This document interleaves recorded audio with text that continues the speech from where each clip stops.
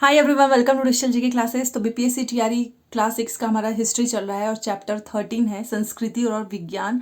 और आज की ये क्लास बहुत ही इंपॉर्टेंट है क्योंकि इसमें जो भी रचनाएं हुई हैं, नाटक, जो भी काव्य है, चाहे वो कालिदास से रिलेटेड हो, हर्षवर्धन से रिलेटेड हो, जिससे भी एग्जाम में आपने देखा होगा कि बहुत सारी चीज़ें पूछी जाती हैं कि मालविका अग्निमित्रम किसका है, शिल्पाधिकारम किसने लिखा है, किसकी रचना है। तो ये आज की क्लास में आपको सारी चीज़ें मिलने वाली है।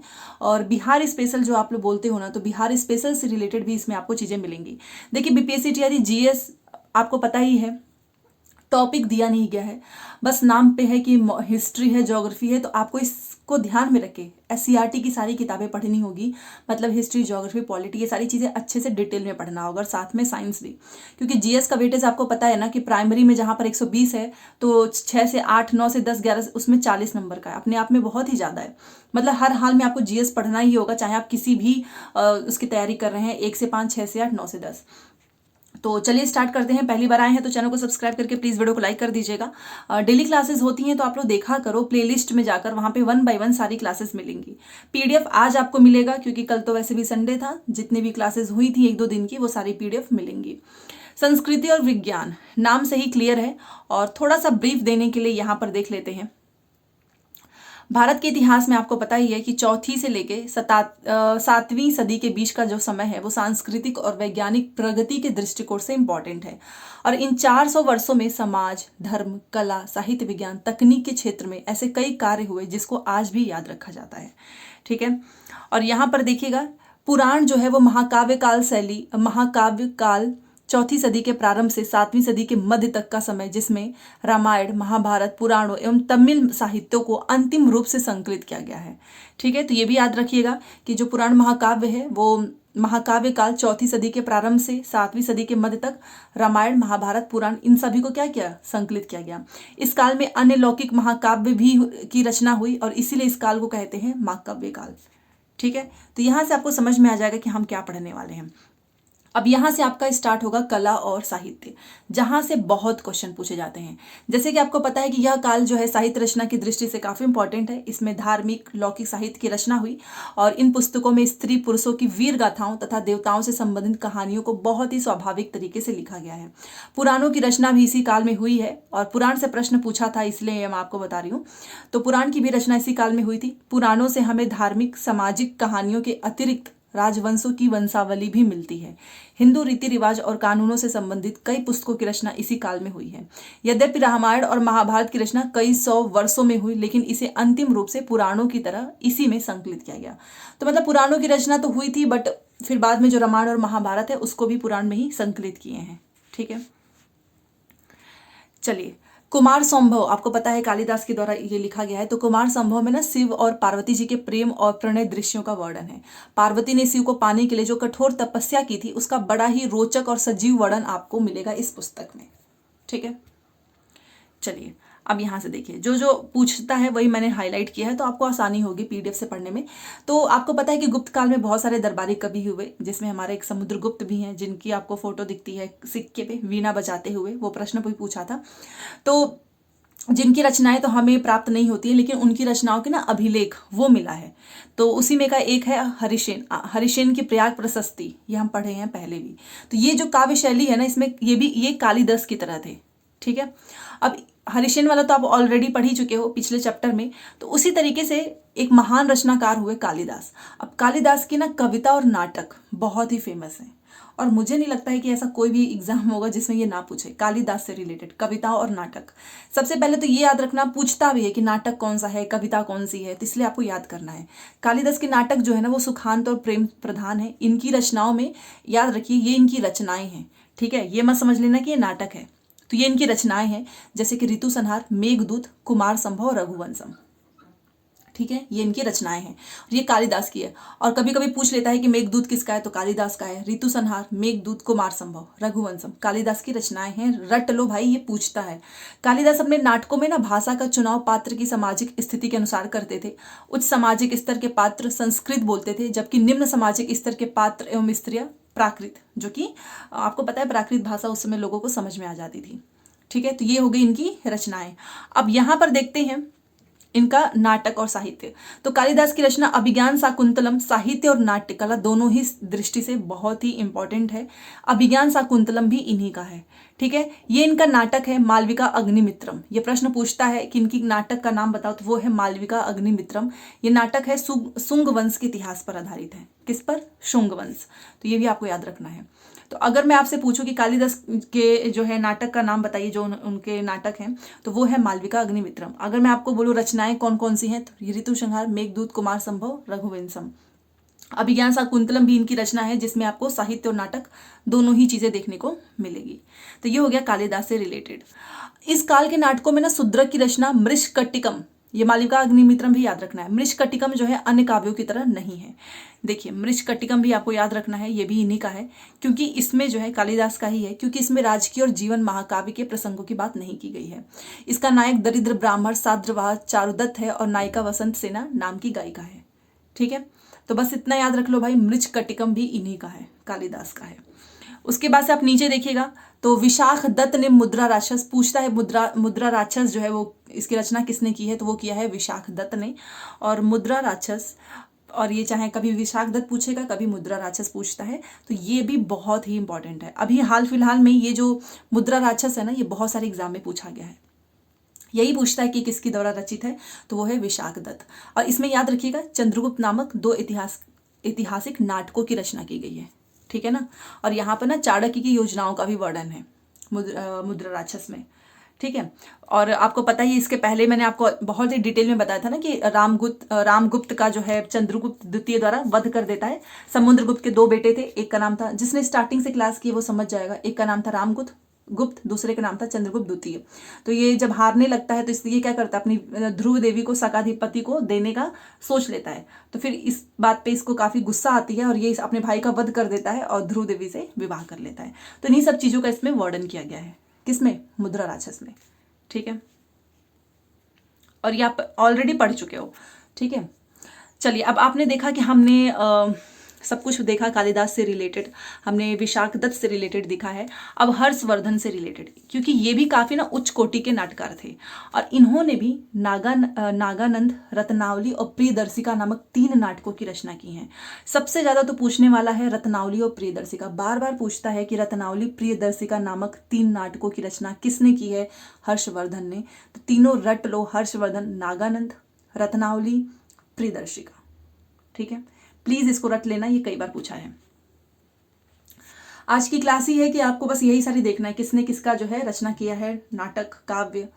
चंद्रगुप्त द्वितीय की 9 रत्नों में से एक अमर सिंह ने अमरकोश की रचना की है। याद रखिएगा, अमर सिंह नहीं की है, अमर सिंह का आसान है, याद कर सकते हो। और वात्स्यायन का कामसूत्र भी इस काल का प्रसिद्ध लौकिक ग्रंथ है। पूछता है कि कामसायन के कामसूत्र की जो है, ये जो लौकिक ग्रंथ है, इसकी रचना किसने की है? तो वात्स्यायन के द्वारा। तो यहां से आपको 2 पॉइंट याद रखना है, एक ये बस डैश करके लिख लो, और दूसरा अमर सिंह ने अमरकोश की, और ये चंद्रगुप्त द्वितीय के 9 रत्नों में से एक है, ठीक है। चलिए, उसके बाद से आपको पता है कि दक्षिण भारत में भी बहुत सारे महाकाव्य की रचना हुई, जिसको हम संगम साहित्य के नाम से जानते हैं। आपको पता है इनकी रचना तमिल भाषा में हुई है।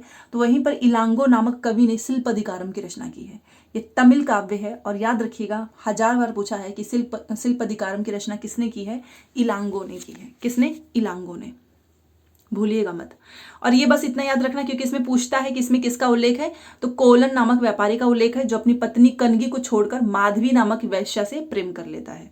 तो बस इतना ध्यान रखना, कई बार पूछता है कि शिल्पधिकारम में किसके बारे में कहानी है, तो यह है इलांगो नामक कवि की रचना शिल्पधिकारम। उसके बाद से आपको देखना है कि मणिमेखलाई लगभग 400 वर्षों के बाद तमिल भाषा में ही सतनार के द्वारा लिखा गया। प्रश्न पूछता है कि मणिमेखलाई किसके द्वारा लिखा गया है? सतनार। ये देखिए सतनार, ठीक है, सतनार के द्वारा लिखा गया है। इसमें कोवलन और माधवी की बेटी की कहानी है। तो यहां से देखो क्या क्या पूछेगा। सबसे पहले तो ऊपर का आपको याद रखना है कि अमर सिंह, और यहाँ पे हर्षवर्धन का नागानंद, रत्नावली, प्रियदर्शिका, और इलांगो शिल्पधिकारम की रचना, मणिमेखलाई जो है सतनार के द्वारा लिखा गया है। इतना आपको ध्यान रखना है। चलिए, यहाँ पे हमने सारी चीजें देख ली। अब यहाँ से है मंदिर से रिलेटेड। ये तो आपको पता ही होगा कि ये जो हमारा मंदिर होता है, आपको पता ही है इस तरीके का, तो जहाँ पर देवी देवताओं की मूर्तियां रखी जाती हैं उसको बोलते हैं गर्भगृह। और ऊपर वाला हिस्सा होता है हमारा शिखर, और मंडप होता है जो चारों तरफ से हम चक्कर लगाते हैं। ठीक है, तो यहाँ से आपसे पूछेगा कि मंदिर निर्माण की शुरुआत गर्भगृह से होती थी, जिसमें देवी देवताओं की मूर्ति रखी जाती थी, उसे बोलते हैं गर्भगृह। प्रश्न पूछता है गर्भगृह क्या है, और गर्भगृह तक पहुंचने के लिए एक दलान होता था जिसमें एक सभा से होकर गुजरना पड़ेगा।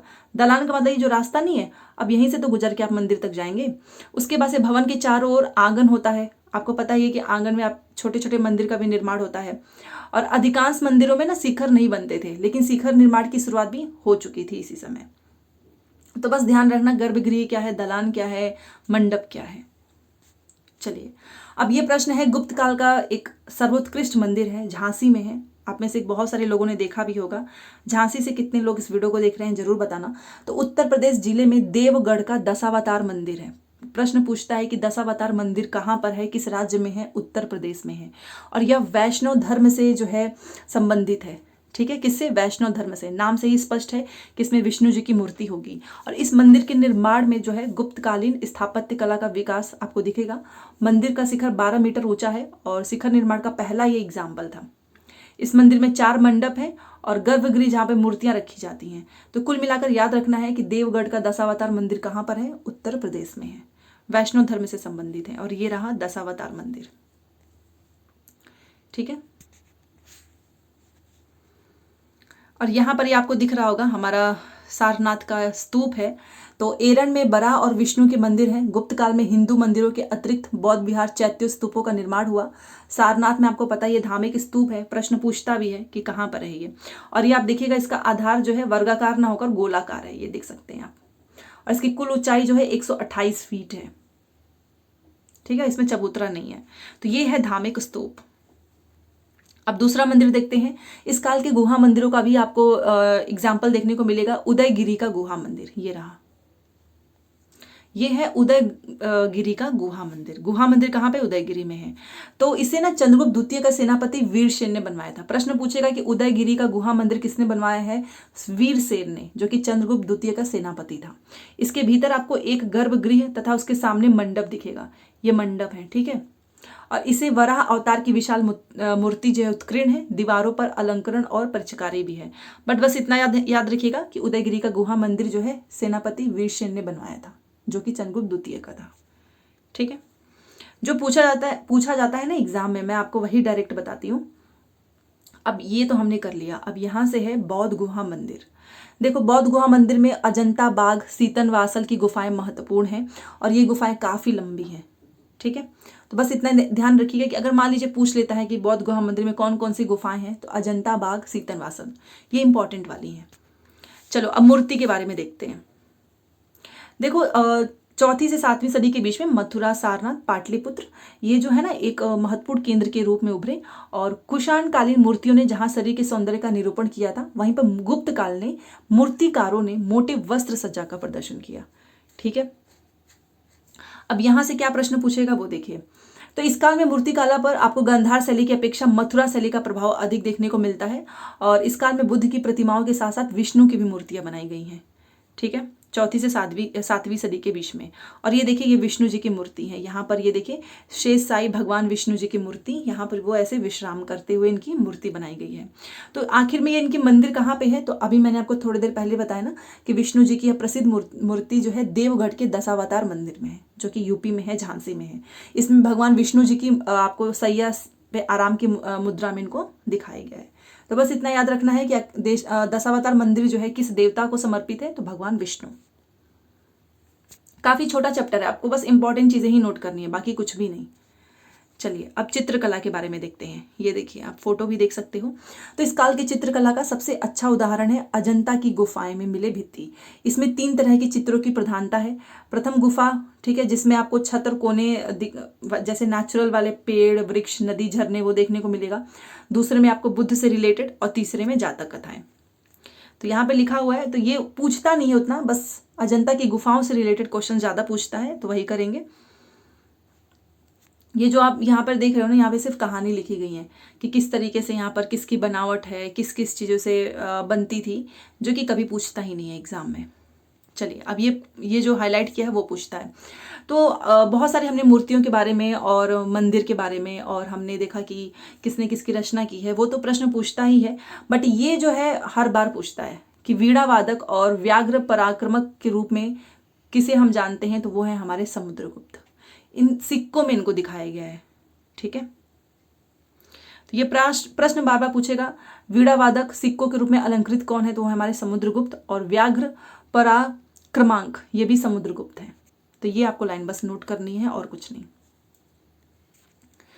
चलिए अब विज्ञान और तकनीक से रिलेटेड प्रश्न पूछता ही है। तो इसी सदी के बीच में टेक्नोलॉजी साइंस में काफ़ी प्रोग्रेस हुआ था, और इसी समय आर्यभट्ट ये सब लोग साइंस और टेक्नोलॉजी से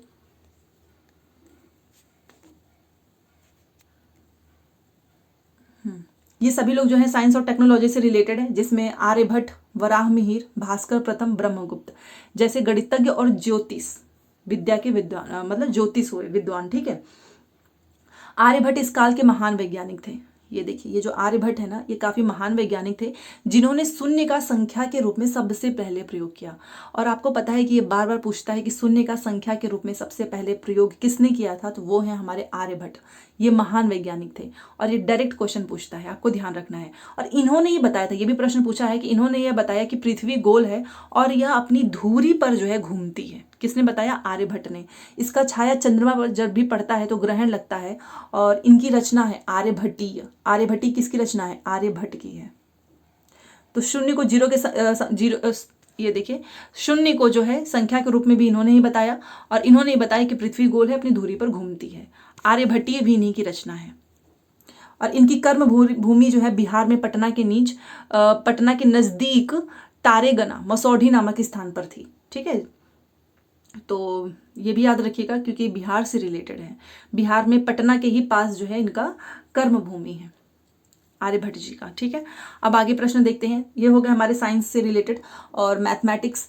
आयुर्वेद के विद्वान और चिकित्सक धन्वंतरी चंद्रगुप्त द्वितीय के दरबार में थे। प्रश्न पूछता है कि धन्वंतरी किसके दरबार में थे, तो वो थे चंद्रगुप्त द्वितीय के। और ये कौन थे? ये आयुर्वेद के विद्वान और चिकित्सक थे। बार बार पूछता है कि ये क्या थे, तो ये चिकित्सक थे, याद रखिएगा। ठीक है, इस काल में मनुष्य के साथ साथ जानवरों की भी चिकित्सा होती थी। नागार्जुन जो है रसायन शास्त्र एवं धातु विज्ञान के जानकार थे। तो ये जो है देखिए, धन्वंतरी विज्ञान और चिकित्सक के थे, नागार्जुन जो है वो रसायन शास्त्र के और धातु विज्ञान के। तो प्रश्न पूछता भी है ना कि इनका क्या, ये किससे जुड़े हुए हैं। और नागार्जुन ने सोना, चांदी, तांबा इन सभी के प्रयोग से रोगों के इलाज का उपाय बताया। तो सोचे उस समय, जिस समय पर टेक्नोलॉजी, इंटरनेट कुछ भी नहीं था, बट इन लोगों ने इतनी मेहनत और हम सभी के लिए कितना कुछ ये लोग करके गए हैं। चाहे वो हमारे आर्यभट्ट हों, नागार्जुन हो, बहुत सारे लोग हैं। तो ये आपको इनका याद रखना है। उसके बाद से फिर क्या हुआ कि काफ़ी धातु संबंधी ज्ञान की भी अच्छी प्रगति हुई। टेक्नोलॉजी में तो योगदान हो ही रहा था धीरे धीरे।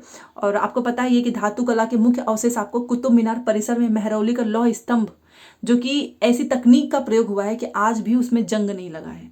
अदरवाइज आज के जो चीज़ें बनती हैं देख लीजिए, उसमें तो भाई आज बना नहीं कि 2-4 दिन बाद उसमें आपको जंग देखने को मिलेगा।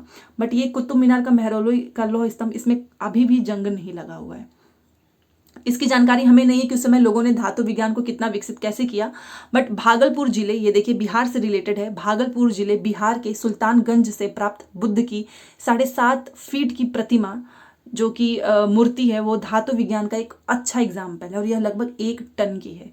तो जो हमको मिला है ना बुद्ध जी की 7.5 फीट की मूर्ति, वो धातु विज्ञान का ही एक एग्जाम्पल दिखाता है। और कहाँ पे मिला है? भागलपुर जिले बिहार में, सुल्तानगंज से। ठीक है, तो इस तरीके से हमने देखा कि किसमें जो है इनसे रिलेटेड, चाहे वो आर्यभट्ट हो, चाहे वो नागार्जुन हो, चाहे वो धन्वंतरी हो, प्रश्न हमेशा यही पूछेगा। एक तो इनके ऑक्यूपेशन से कि धन्वंतरी किससे संबंधित है? चिकित्सक से। नागार्जुन किससे संबंधित है? रसायन शास्त्र से। और जो ये अभी हमने पढ़ा, रसायन शास्त्र और धातु विज्ञान से। ठीक है, तो चलो क्वेश्चन आंसर करते हैं। आज का चैप्टर काफी इंपॉर्टेंट है और 1 पेज में आपका नोट्स बन जाएगा, उससे ज्यादा नहीं। सबसे पहले बताओ, अभिज्ञान शाकुंतलम की रचना कालिदास ने की है, ये क्या है? उपन्यास है कि कहानी है कि नाटक है कि कविता है? बताओ। अभिज्ञान शाकुंतलम, सबसे पहले हमने कालिदास के ही बारे में तो पढ़ा था, जहां पर मैं आपको बोल रही थी कि यही पूछेगा कि ये क्या है, इनकी रचना है कि क्या है। ये देखिए, कालिदास की रचना अभिज्ञान शाकुंतलम, ये क्या है? इनकी रचना है। ठीक है। तो इस तरीके से आपको कोई चीज़ नहीं आएगी तो आप 1-2 बार क्लास को देखिए, आपको अच्छे से याद हो जाएगा। तो कालिदास की जो अभिज्ञान शाकुंतलम की जो रचना है, अच्छा ये रचना तो बोल ही दी, ये क्या है? इसमें आपने देखा ना कि नाटक और साहित्य का वर्णन किया गया है, उसके आगे ही लिखा था, मैंने आपको पहले ही बोल दिया था कि ये जो इनकी रचना है, यहाँ पर देखिए लिखा है नाटक और साहित्य। ये देखिए, इन दोनों की ही दृष्टि से काफ़ी इंपॉर्टेंट है जो इनकी रचना अभिज्ञान शाकुंतलम है। तो साहित्य और नाटक, साहित्य और नाट्य, जो भी ऑप्शन में मिले, मान लो अगर साहित्य मिलेगा तो साहित्य कर देना, नाट्य मिलेगा तो नाट्य कर देना। तो यहाँ पर नाटक है। मंदिर के महत्वपूर्ण भाग जहाँ पर देवी देवताओं की मूर्ति रखी जाती है, मैंने आपको बताया है, उसे बोलते हैं गर्भगृह। दालान आपको पता है आने जाने का जो रास्ता होता है, ठीक है।